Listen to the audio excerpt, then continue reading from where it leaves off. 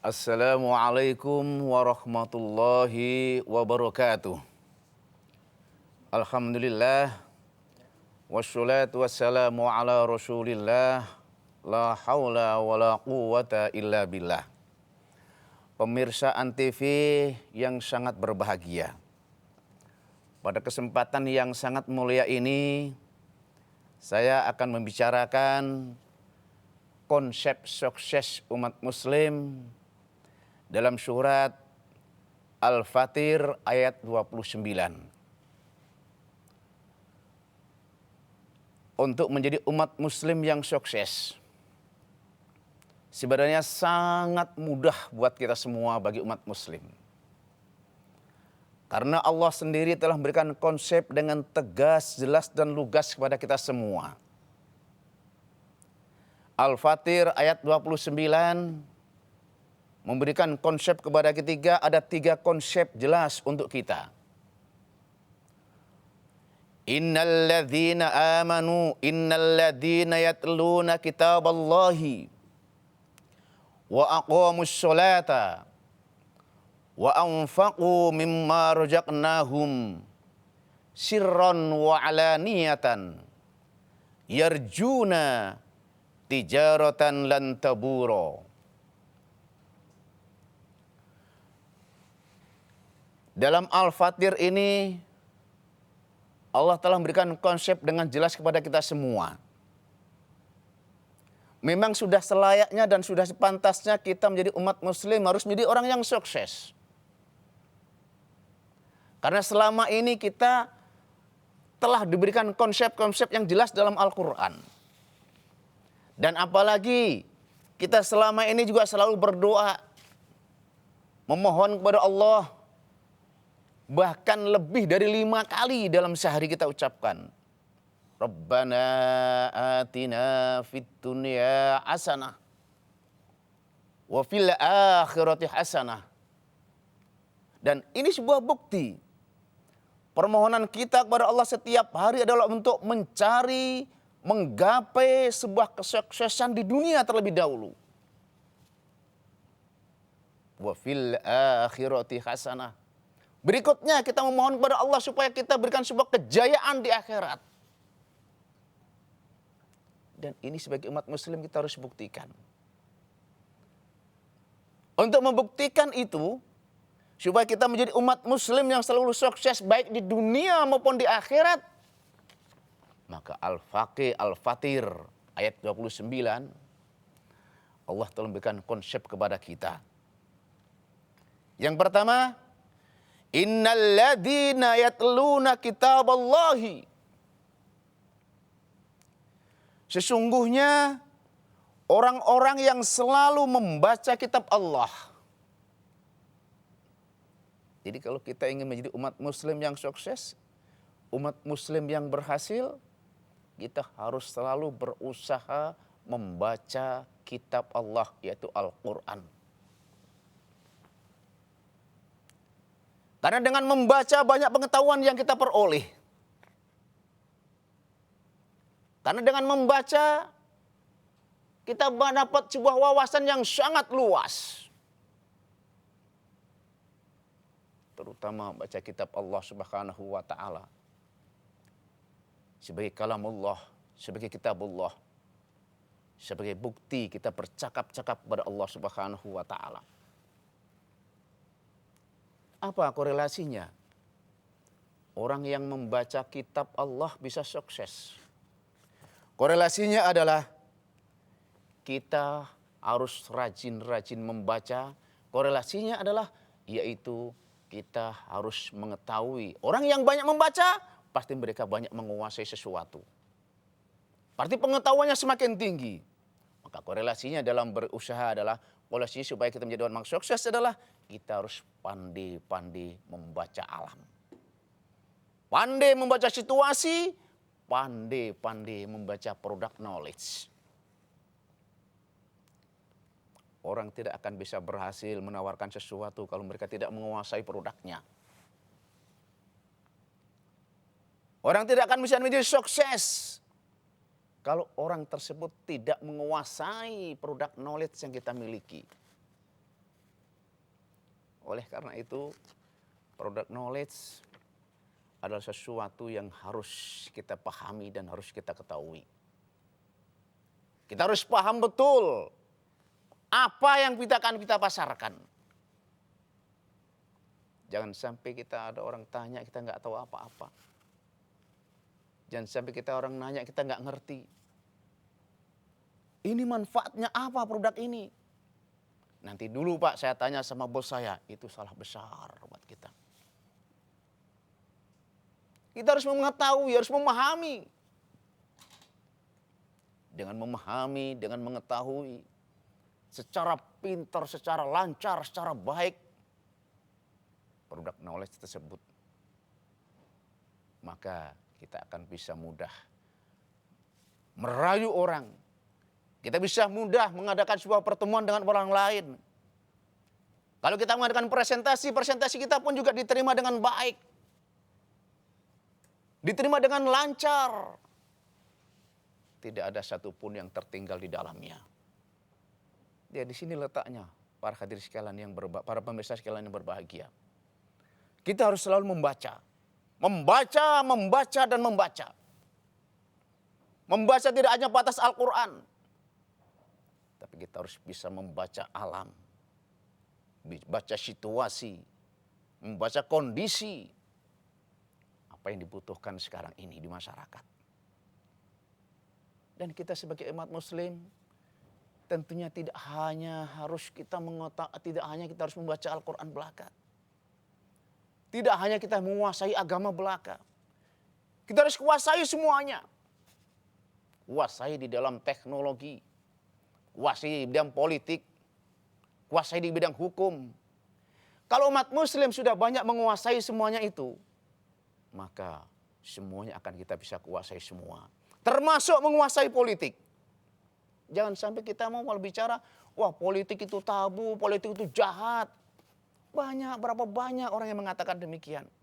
Tapi kalau kita mengatakan demikian, tidak ada umat muslim yang terjun di dalamnya. Tidak ingin memasuk politik, tidak ingin masuk dalam bidang ekonomi, tidak mau masuk di bidang teknologi, tidak mau masuk di bidang hukum. Jangan berharap kita bisa menguasai itu. Kita nanti yang akan dikuasai oleh orang lain. Oleh karena itu sekali lagi saya katakan, kita harus pandai-pandai membaca. Kita harus rajin membaca. Baca alam, baca segala macam. Baca Al-Quran, baca Quran, baca situasi dan kondisi. Saudara-saudara kaum muslimin rahimakumullah. Kami mohon kepada pemirsa sekalian, jangan tinggalkan channel ini. Karena kami akan segera kembali dengan materi yang jauh lebih menarik lagi.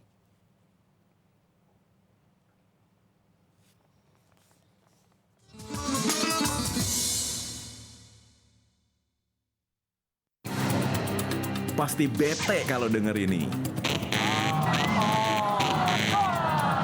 Makanya konsentrasi dong. Konsen dulu, konsen. Biar dapat hadiah 100 juta rupiah.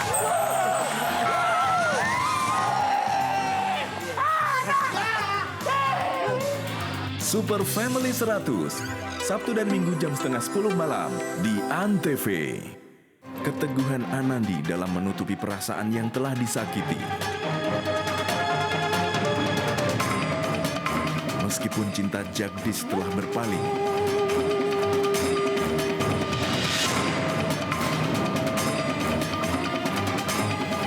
dan membuatnya rela berkorban untuk Gauri.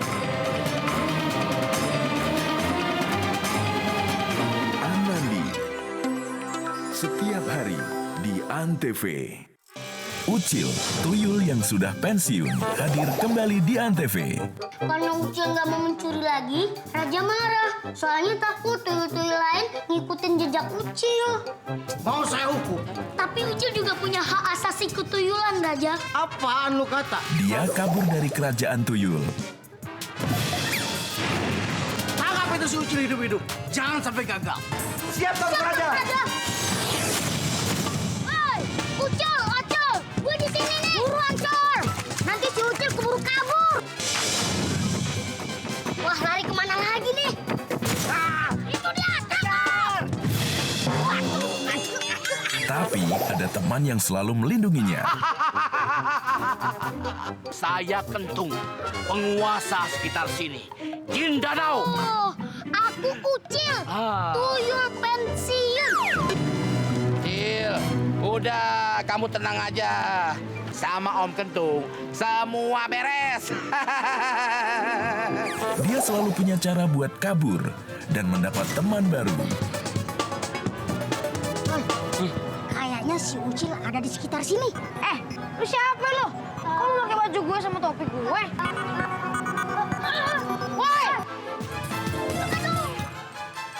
Kamu gak apa-apa kan? Hah? Gak apa-apa kan? Mana yang sakit? Bilang.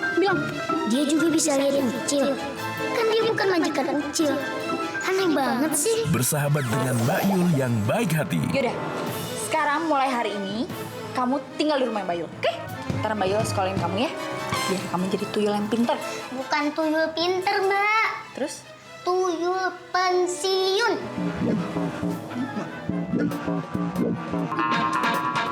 Tuyul dan Mbak Yul Reborn. Setiap hari jam 10:30 siang di ANTV.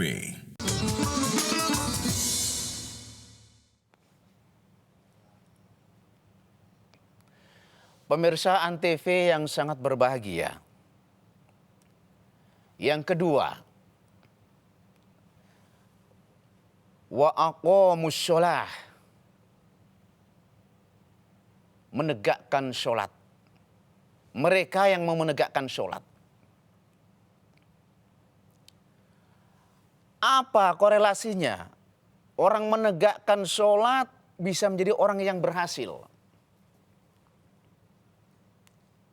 Sholat kan hanya sekedar ibadah kepada Allah, menyembah kepada Allah. Apa sih korelasinya? Menegakkan sholat bisa berhasil. Mari kita buktikan. Dalam kitab Al-Usfuriyah, karangan Syekh Muhammad bin Abu Bakar Al-Usfuri. Halaman 6, baris yang ke-6 kalau tidak salah. Di situ dijelaskan, ada seorang mu'alaf baru masuk Islam. Beliau bersama keluarganya, anak dan istrinya, diusir oleh saudara-saudaranya. Akhirnya tinggalkan rumah. Di suatu tempat dia mendapatkan sebuah rumah yang gubuk, sepi sendiri bersama anak dan istrinya. Tapi seorang mu'alaf ini tidak pernah mereka berhenti menjalankan sholat kepada Allah Subhanahu wa Ta'ala. Dan orang mu'alaf ini juga tidak tinggal diam di rumah. Karena diusir oleh keluarganya, dia harus mencari harta sendiri. Tiap hari pergi ke pasar. Setelah sampai ke pasar, dia mencari pekerjaan kepada orang lain. Tapi setelah sampai di pasar, ternyata tidak ada satupun orang yang bisa memekerjakan itu semuanya. Apa yang dia lakukan? Dia tidak dapat pulang dengan tangan kosong. Tidak membawa apa-apa, alias tangan hampa. Istrinya di rumah tanya, Kang, sampean sehari kerja ten pasar, mana hasilnya, Kang? Itu opo sampean deh, Kang? Jawab oleh seorang suaminya. Jawab suaminya, Dinda sayang, hari ini saya tadi kerja bersama sang raja di raja. Kebetulan raja tersebut dereng nyukani kulo harto. Dereng maringi gaji. Sabar nggih ten ayu. Sabar semanggina. Satu keluarga semalaman menahan lapar, haus, dan dahaga. Karena suaminya yang diharap-harapkan mendapatkan harta, mendapatkan rezeki, tapi pulang ke kampungnya, pulang ke rumahnya dengan tangan hampa. Besok pergi lagi ke pasar juga demikian. Jalan lagi ke pasar. Sampai di pasar sehari penuh mulai pagi sampai siang sampai petang. Juga satupun orang tidak ada yang membantu, tidak ada yang minta pekerjaan terhadapnya. Alias orang tersebut tidak mendapatkan apa-apa. Pulang dengan tangan hampa. Tidak memperoleh sedikit pun harta yang ada di tangannya. Istrinya nanya kembali, "Kanda sayang, sudahkah dapat uang sampean, Kang?" "Dinda, mohon maaf Dinda. Kebetulan saya juga hari ini tidak mendapatkan apa-apa." "Sabar ya Dinda." Subhanallah, 2 hari seorang mu'alaf kerja tidak mendapatkan apa-apa. Begitu datang hari Jumat pergi lagi ke pasar. Tapi ada 2 keajaiban yang sangat luar biasa terhadap kedua orang ini. Ke hari Jumat kira-kira jam 10 seperti umumnya orang. Kalau jam 10 datanglah seorang pemuda yang gagahnya luar biasa. Seorang pemuda yang sangat tampan dan mempesona. Dan saya yakin kalau kita melihat orang itu pasti akan terpesona olehnya. Menemui sang istrinya di rumah. Langsung ditanya, "Ini ada rezeki, upah dari suamimu yang selama ini kerja 2-3 hari berturut-turut kepada sang raja di raja." Ya, dia bawa 1000 dirham. Diambil 1 dirham, dibelanjakan di pasar, bisa menguasai seluruh makanan yang ada di pasar untuk dimakan di rumah. Suaminya malam-malam datang, kaget melihat rumahnya penuh dengan makanan yang nikmat dan lezat.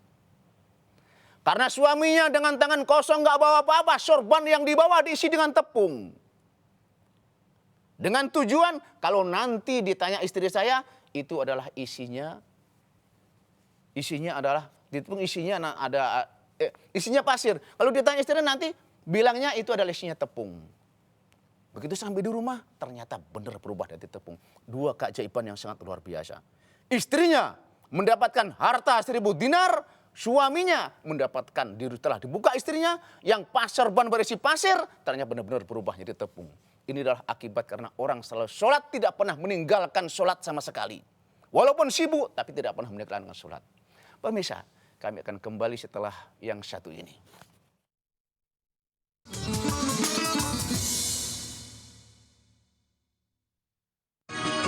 Antv mempersembahkan serial keluarga terbaru. 2 sepupu dengan latar belakang sangat berbeda. Gopi menjadi anak angkat karena tinggal sebatang kara sejak orang tuanya meninggal. Ia tumbuh jadi gadis cantik tanpa pendidikan dan menjadi buta huruf. Sementara Rashi dimanjakan dengan semua kemewahan sehingga tumbuh jadi gadis berpendidikan modern. Sebuah perjodohan dengan keluarga kaya raya pun diatur untuk Rashi. Namun Gopilah yang dipilih untuk menjadi menantu keluarga tersebut. Rashi yang diselimuti rasa cemburu berusaha menjatuhkan Gopi.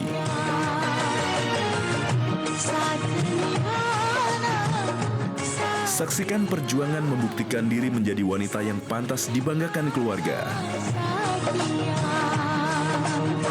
Gopi, setiap hari jam 3 sore di Antv. Ada yang baru di Facebookers. Ada apa sih sebenarnya? Kita ngebahas masa lalu aja tuh nggak boleh. Facebookers, Senin sampai Jumat di Antv. Permintaan maaf yang tidak diterima membuat Pura putus asa dan ingin mengakhiri hidupnya. Lonceng Cinta, setiap hari jam 4.15 sore di Antv.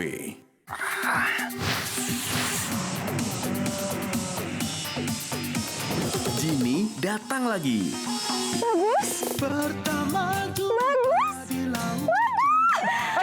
Dengan kisah cinta yang lebih seru.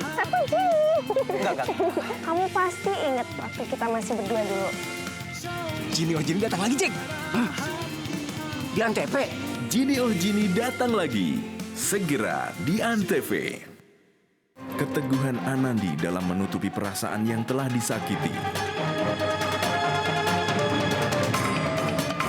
Meskipun cinta Jagdis telah berpaling,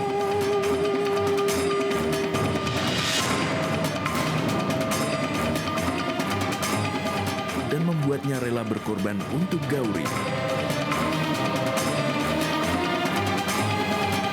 Anandi, setiap hari di Antv. Pasti bete kalau denger ini.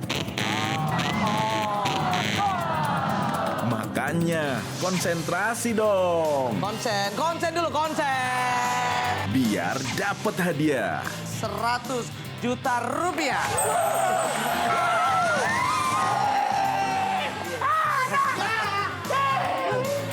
Super Family 100. Sabtu dan Minggu jam setengah 10 malam di Antv.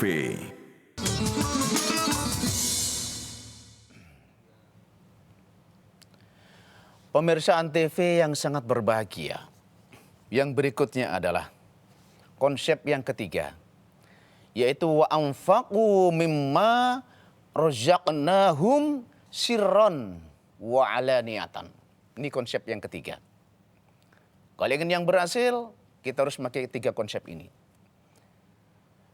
Dan wa anfaqu, dan mereka yang menginfakkan mimma razaqnahum, apa-apa yang kami rezekikan kepada mereka, sirron, dalam keadaan sembunyi-sembunyi, wa alaniyatan, mau dalam keadaan terang-terangan.